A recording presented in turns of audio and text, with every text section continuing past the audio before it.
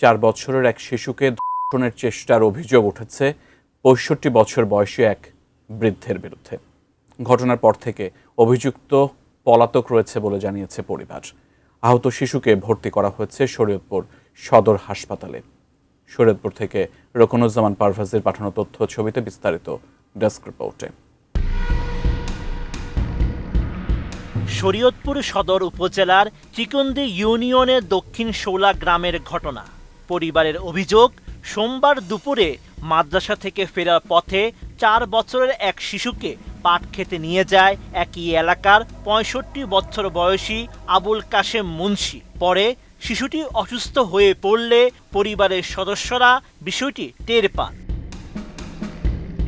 পরিবারের দাবি, শিশুটি পেটে ব্যথার কথা জানায়। পরে তার শারীরিক অবস্থার অবনতি হলে তাকে দ্রুত শরীয়তপুর সদর হাসপাতালে নেওয়া হয়। সেখানে চিকিৎসকরা প্রয়োজনীয় পরীক্ষা নিরীক্ষা করছেন। বাঁশবাগান পাশ দিয়ে বাড়িতে আসতেছিল, ওই মুরব্বী ওদিকে ছিল, তারপরে নিয়ে ওই বাঁশবাগানের পাশে আবার পাট খেত সম্ভবত ওই জায়গায় পাট নিয়ে যেতেছিল, তারপরে ধরে নিয়ে ওই জায়গায় রেপ করছে। তোমার কে ব্যথা দিচ্ছে, তোমার কে কি করছে, মানে অনেক প্রশ্ন করতেছে। প্রশ্ন করার পরে মায়া স্বীকার করতেছে না, মানে মায়া কিছুই কেন, মায়ের অনেক ভয় দেখাইছে, ভয়ের কারণে মায়া কিছুই করতেছে না।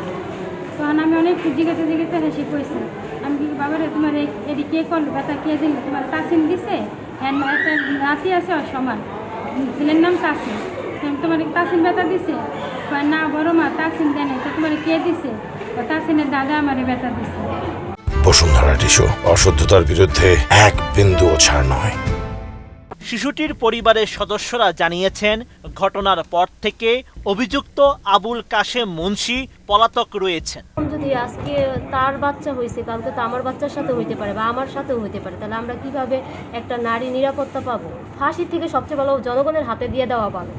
জনগণের ওনাকে পিটাই মাইরা ফেলার সাথে সাথে তাইলেই হয়, তাহলে নেক্সট টাইম আর কোনো বাচ্চার সাথে এই ঘটনা ঘটবে না। পরীক্ষার রিপোর্ট পাওয়ার পরই নিশ্চিতভাবে বলা যাবে শিশুটির সঙ্গে কোনো ধরনের নির্যাতনের ঘটনা ঘটেছে কিনা। ভিকটিমের যে গার্জিয়ান আছে ওনারা অভিযোগ করেছেন যে একজন পাশের বাড়ির কোনো চাচা বা দাদা এরকম ভিকটিমের সাথে শারীরিক সম্পর্ক করার চেষ্টা করেছে।